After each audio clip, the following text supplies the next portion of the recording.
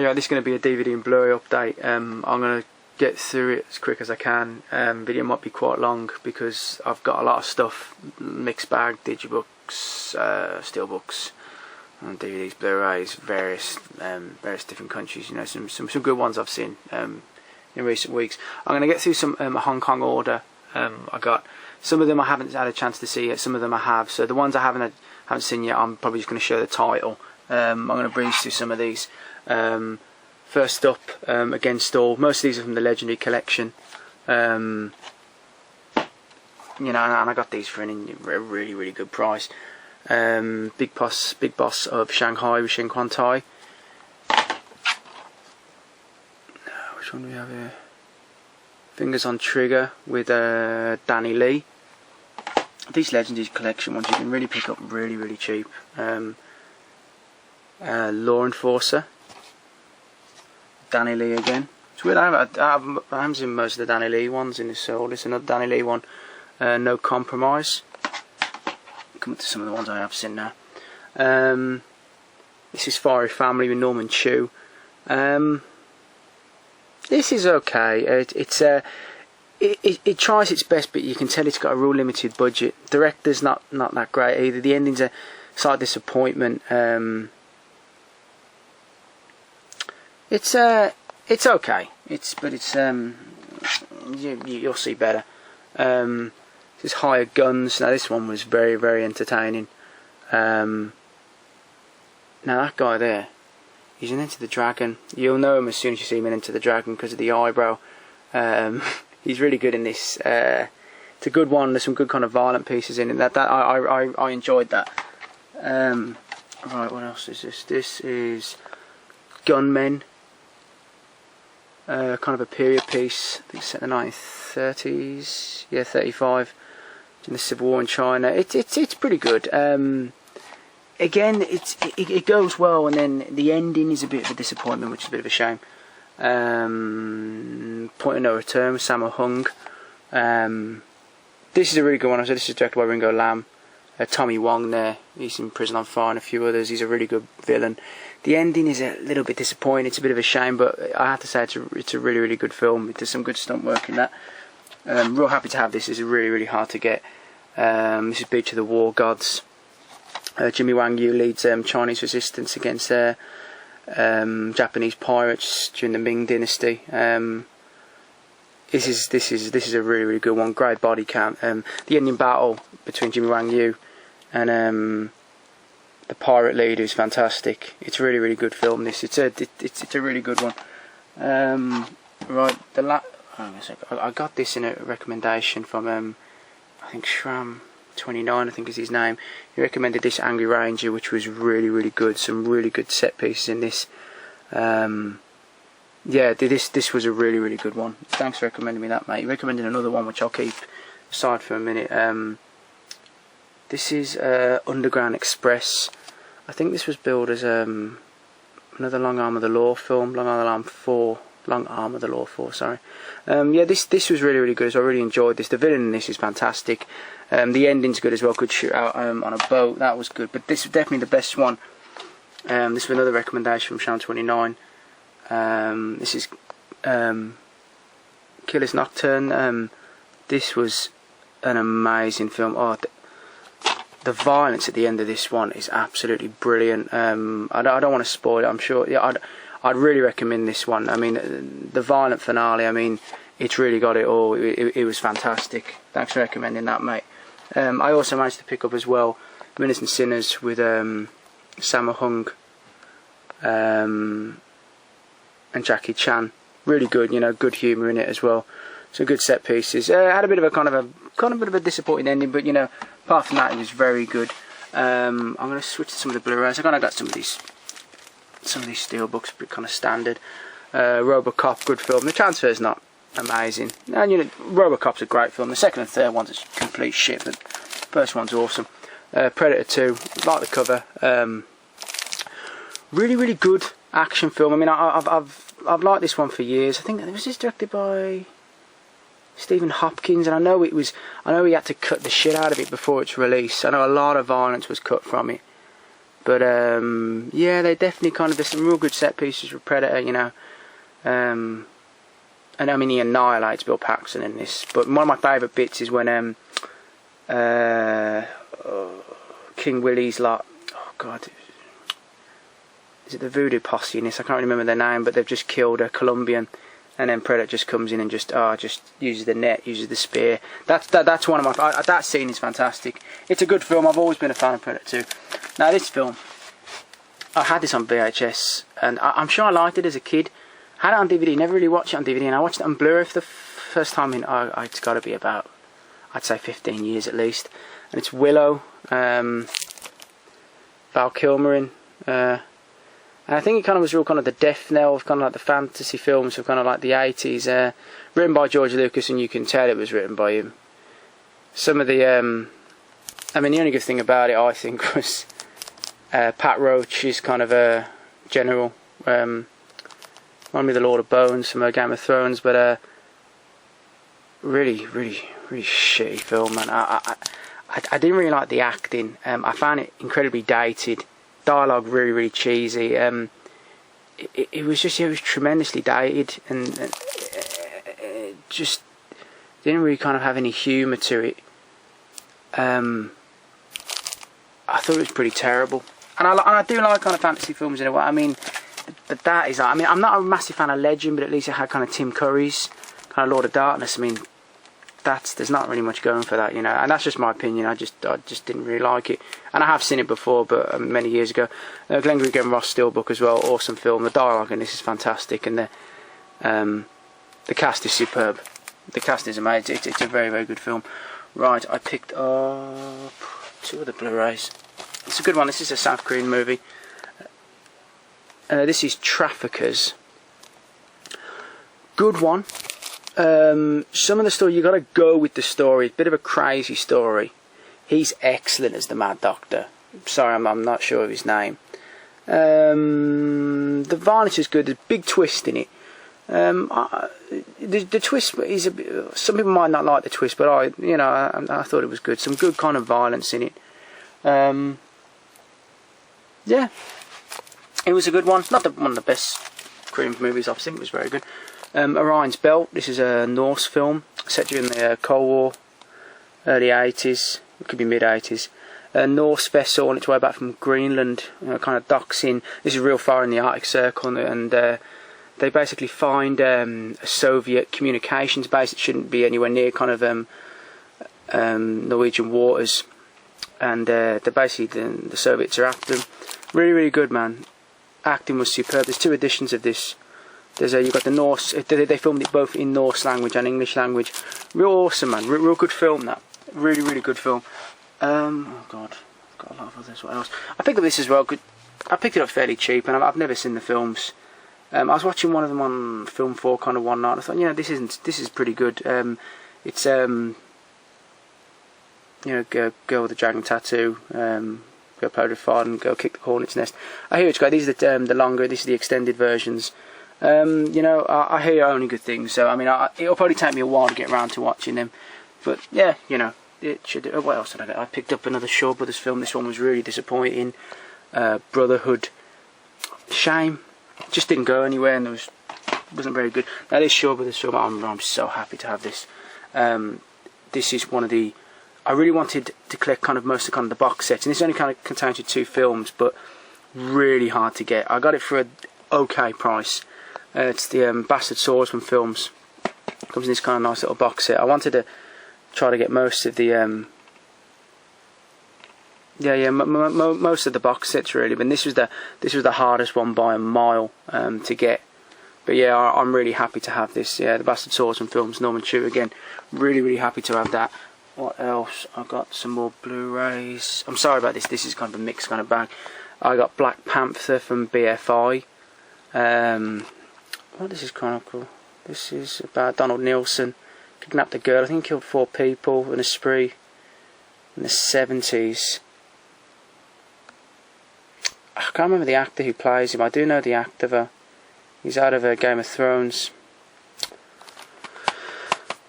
He played like the kind of mentor of the young lad. I can't remember his name. It's Donald something. I can't remember his name. But he's very good in this. This is it's a good film. Very good film. I picked up At Pupil. Ian McKellen playing a Nazi, and Brad Renfro killed himself. Brad Renfro. I think he did Bully, then he killed himself after, which is a fucked up film. Yeah, Brad Renfro kind of befriends him and finds out he's a Nazi. Now this was awesome. The ending was a bit of a disappointment. Walter Matthau, Louis Gossett Jr. And Bruce Dern and Laughing Policeman.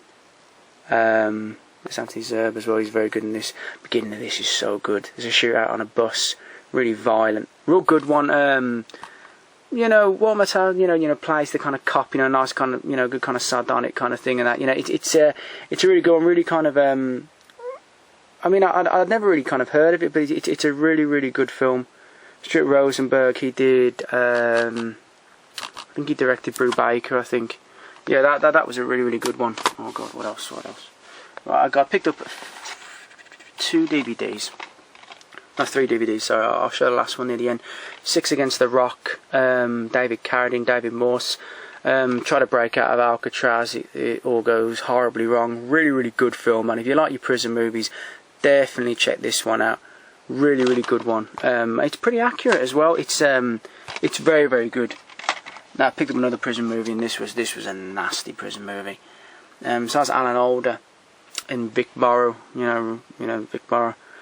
The guy who died due to John Landis's negligence. That always pissed me off. That guy should have served time for what happened to Vic Morrow. But it's amazing what money can do for you, isn't it? But yeah, Alan Alda's a guy. His wife gets hit by a car. I don't think she dies, and then his rage, he kind of throws the driver back against his own car, kills him, serves some time. Goes in there with a young lad. Vic Morrow is kind of the main dude in prison. He's got his boys, plays it so menacingly. He was such a great actor, Vic Morrow. It's nasty. Gets real nasty. Really, really liked the film. It was good. Real downbeat film. It was written by Jimmy Capote. This is really good. I'd really recommend it. If you like prison movies, that's a good one. It's a nasty one. It's a nasty prison movie. Right, what else did I got? I picked up the French edition of Boston Strangler. No, Boston Strangler. With Tony Curtis, Henry Fonda, George Kennedy. Absolutely awesome film. Real nice edition of it as well. Great film if you haven't seen it. I mean, definitely check that out. I'm sorry I'm kind of rushing through these. This film I had on VHS, never got on DVD. I forgot how amazing it is. It's one of kind of the forgotten Al Pacino performances. It's And Justice for All. Real kind of, I think a real kind of satirical kind of masterpiece. The script in this is absolutely fantastic. I think Barry Levinson worked on the script. Al Pacino plays kind of a downbeat kind of lawyer. And his grandfather's Lee Strasberg. He's kind of going, I think, suffering from kind of senility. He's in a home, and he's just trying to kind of get by in his work. Jack Warden plays kind of a mad kind of judge who's kind of near suicide. The script is fantastic. There's so much great humour, especially in the first hour. Then in the last kind of 40 minutes or so, it really gets a lot more downbeat. I mean, really is. I'm going to laugh out loud funny. The early kind of parts. Jeffrey Tambor's in it as well. He goes absolutely crazy in it. I think, in my opinion, it's one of Al Pacino's best performances. It's an awesome film if you can get it. That's Region A, unfortunately, so you need a player to play that. I got this is the Ultimate Edition of a brilliant film. I'm sure everyone's seen it. Schindler's List. Yeah, I mean, people have kind of shown this off before, so but it's a fantastic film. What else I picked up as well? Really, I love this Peckinpah film. One of my, I think next to, I think it's, you got Wild Bunch, Cross of Iron, kind of joint, kind of top. Then I think this, in my opinion, this is my kind of probably third favourite. It's Twilight Time release of Major Dundee. Awesome film, just brilliant. Richard Harris, Charlton Heston, huge. I mean, there's loads of other kind of people. you kind of reckon, I mean, who off the top of my head? Oh, James Coburn as well. Yeah, James Coburn. Yeah, R.G. Armstrong, Ben Jonson as well, and Warren Oates. It's a really, really good one. Great Western. Yeah, it's fantastic. Just check it out. They go after Charlton Heston's a kind of Union officer, goes after an Apache leader, needs men, uses Confederate prisoners led by Richard Harris, and they invade Mexico. Following him, Mexico's been it's under Emperor Maximilian, like the French invasion during the 1860s. It's brilliant. It's a brilliant film. What else? I think. Oh yes, there's two more. Right, 2 digibooks. I picked up a French digibook of How Green Was My Valley by John Ford. Obviously they had to film this in the United States. They couldn't film in Wales due to the war kind of breaking out. It's a pretty kind of, it's not a real kind of massive digibook. It's only around like 12 pages. But it's a great film. I mean, if you haven't seen How Green Was My Valley, you know, you got to check it out. It's a brilliant film. And I also picked up one of my favourite Kirk Douglas films, Only of the Brave. Kind of modern, kind of western, kind of cowboy, kind of society, kind of, you know, expanding, almost like he wants to lead a life that he couldn't possibly live. It's a brilliant film. Kirk Douglas, man, he's one of those actors. I mean, sadly, you never probably see his like again. Yeah, this is the German. Got a meaty book. I mean, again, there's not really kind of much kind of to it, but it's still a nice edition. And the last film I got on DVD, I was really happy. I mean, this is kind of got limited release, kind of here, like you know, it's not on DVD in America yet. I mean, obviously had a limited release in cinema over there. It's Rob Zombie's Lords of Salem. Now, I like Rob. I like his music for a start. I think the people who say he can't direct, I think, you know, I don't think that's right to say that at all. I enjoyed House of a Thousand Corpses, Devil's Rejects. I really enjoyed the remake of Halloween. Halloween 2 was terrible, but this is he really gets back down to basics in this. Direction in this is fantastic. Cast is superb. Sherry Moon Zombie plays like a radio DJ. She gets sent a tape, and she kind of plays it, and then amid kind of flashbacks, you find out kind of during like some of the Salem witch trials, this particular band of witches got exterminated, and they're determined to kind of have their vengeance on basically, particularly the female folk of Salem, but kind of Salem in general. Music is very, very creepy in this. Rob Zombie, I think he did it with Johnny Five. Direction's great. Andrew Prime plays the kind of the witch finder near the beginning. Bruce Davison's very good. Well, he's pretty stunning. He's very good. As the researcher, he released a book on the Salem witch trials, and he kind of tries to help Tremor and Zombie out. Mary Conchita Alonso comes up in this as well. She's done something to her face. She looks absolutely terrible now. She had too much kind of stuff. Dee Wallace turns up in it. Meg Foster steals the show as the lead witch. She is fucking creepy as hell. I have to say, I mean, the first 50 minutes or so, I mean, I really was creeped out by some of it. That shot when she comes back home and she's calling for a dog, she turns the light on. I mean, I won't spoil it, but I found that scene incredibly creepy. I mean, some of the imagery in this, if you're a religious person and you get easily offended, I would probably avoid this. But, you know, just say, look, it's only a film. I think the most offensive scene I think people would find, not for me personally, but when Meg Foster, back in one of the flashback sequences in 69, is when one of the witches gives birth, and it's kind of they're looking for kind of the Antichrist type thing, and it's not. The stuff, man, when she's spitting on the baby, obviously it's a digitalised, but I think it's a kind of a dummy baby, a digitalised face, but really I mean, she really got into the role. She really gets into it. I mean, I didn't even know it was Meg Foster at first, but yeah, really good film. I'd probably give it about an 8 out of 10. I really enjoyed it, and it showed kind of more kind of creativity than the vast majority of modern horror films. But it'll get shit on because it's a Rob Zombie film. which is a shame because it's a damn good film. And I've seen a lot of modern horror films, and I can safely say the majority of them kind of suck. That was a good film. So yeah, that is the end of the update, and that was a big update. I'm sorry it's gone for so long, but yeah, definitely check out that film. You know, don't let the name kind of Rob Zombie kind of like put you off on that, because you know the guy can direct. It's a good film, honestly, and the cast is superb. Yeah, so you know that's the end of the update. Thanks for watching. I'm sorry it's gone for so long. I'll probably have an update. Next update will probably be, I'm not really sure. Probably kind of July sometime. But yeah, thanks for watching, and thanks for subscribing. And I'll be back with a video in a few months. So cheers.